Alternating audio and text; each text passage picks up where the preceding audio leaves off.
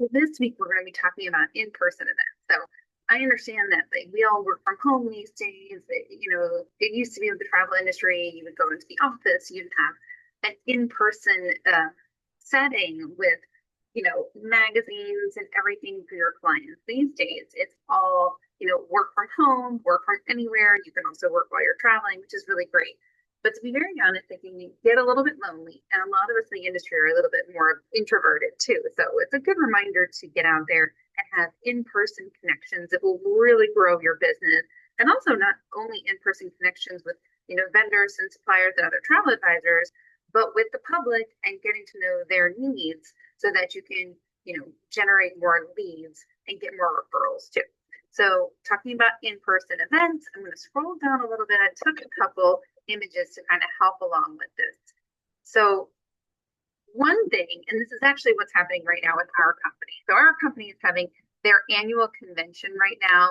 They are all on a cruise ship, and I am having this FOMO that I am not there. And I know Kim is there too. So she's in our group, and a lot of people in our group are on that cruise right now. And what they're having is a convention where a bunch of our vendors, so like Sandals, Disney, all of the cruise lines are there, and they are talking to our agents, and they are just giving them updates on new promotions that are coming out, new ships that are coming out, new adventures at Universal, things, promotions with Disney, Sandals, all of those things. But also, it's just that in-person effect of having probably close to 600 or 700 agents in one spot with all of our higher ups, people who've been in the industry for 10 years, 12 years, or even just the owners of our company who've been in business for over 75 years. So that in-person event is it's once a year.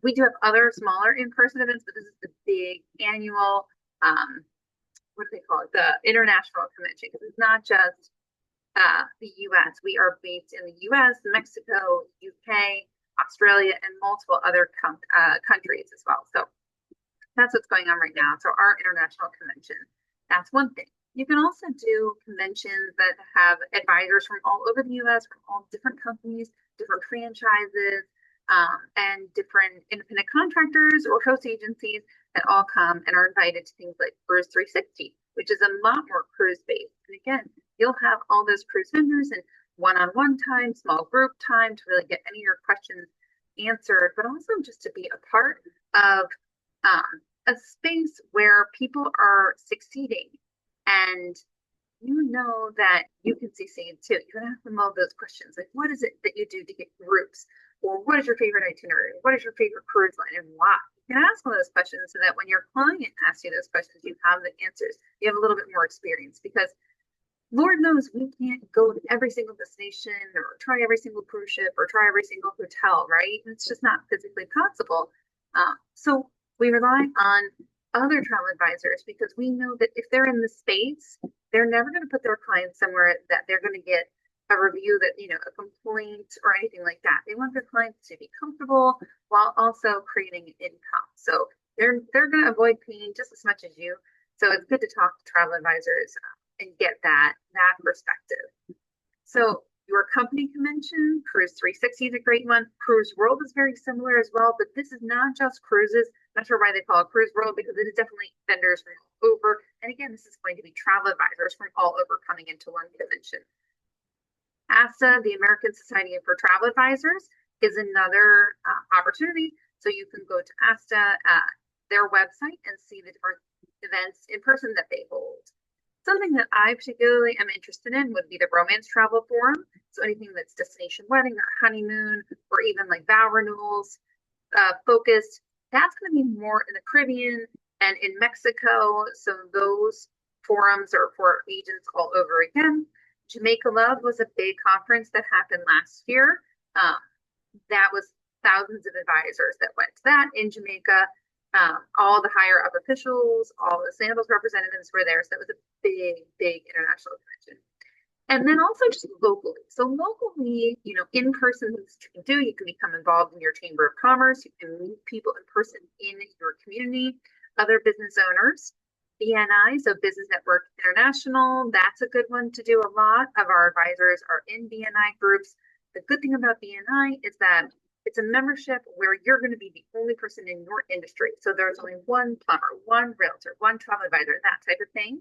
And then you're going to be incentivized to do referrals. So you're going to get a ton of business. There's huge ROI with BNI. MPI is a group that I am a part of because I do a lot of meeting planning in my day job, and it translated over to just group management in my travel. So MPI is Meeting Planners International. So with that, we meet with a lot of people who are on both spectrums. They're both the suppliers and the vendors. So the people who have the hotel rooms and have the space in their hotels locally, and also the people who are placing their clients in these things. So I'm kind of in between in the fact that as a travel advisor, I can actually book anywhere and it does not have to stay locally. So it's good to meet with other people who plan larger events and group gatherings, and it translates really well to the travel industry.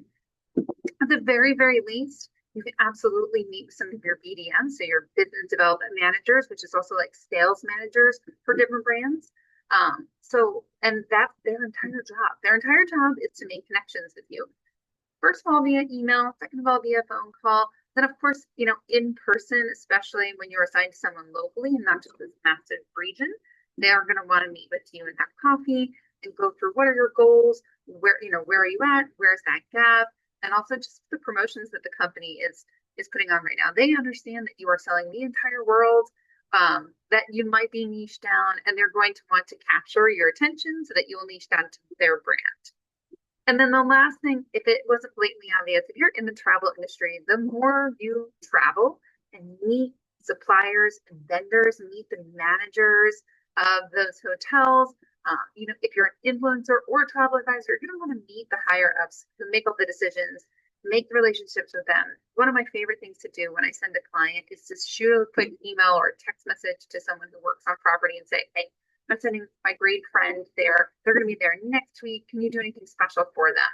So having that little making your clients feel recognized, like VIPs. I mean, they're not just some other booking that just comes through. They're not just some reservation number, right? They're humans. And you're going to make it really special because you've got these relationships with these vendors. So I always try and take a selfie when I meet people on property. That way I can be like, hey, gosh, it was so great meeting you. I can't wait to send all my clients to you. And I love that you'll be able to take care of them when they're in destination, right? So meeting the vendors, meeting the management teams of those hotels, resorts, cruises is huge. But also when you get out and travel, you'll meet other travel advisors, again, from other industries. You get to ask them the questions, like how does your structure work? How do your commissions work? What do you niche in? What's your brand? That's the entire purpose of this school group, is to meet people. It doesn't matter what your background is. It doesn't matter what part of the travel industry you're interested in or how you want to get involved in it. But we're all here to make an income. And so why not have it be the travel industry, right? I mean, I always say, in order to learn more about my job, I have to travel more. Just like twist my arm, how can I say no to incredibly discounted trips?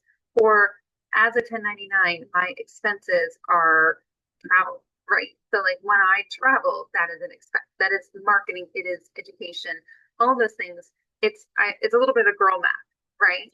So just scrolling down one more thing before I let you guys go. Our convention currently in 2025 is called Evo at Sea. So they are currently on the cruise ship right now, having the whole convention. 2026 was just announced, so we are going to Hawaii. So it is another, twist my arm type of moment where, our host agency is actually based out of California. So Hawaii is just hop, skip, and a jump away for most of them.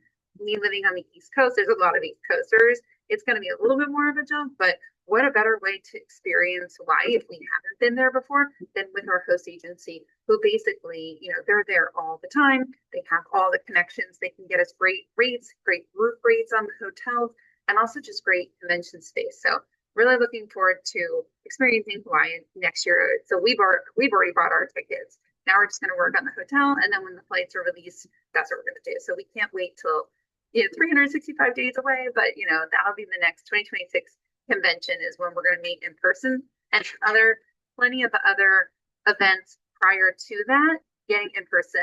So make it your goal, to get out there and meet once a month and meet with someone, meet with a rep from a company that you love, whether it be like Colette or Sandals or a cruise line. Make it a point to follow a brand, figure out when their in-person events are. I know Carnival Cruise Line just released their in-person schedule too.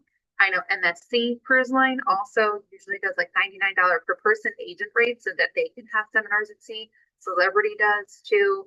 Um, Lots of different advantages. Honestly, any brand that you're interested in, look into the TA rates and look to connect with your BDM so that you can figure out the next time you can explore that brand so that you can sell it better for your clients. All right, talk to you soon. Bye-bye.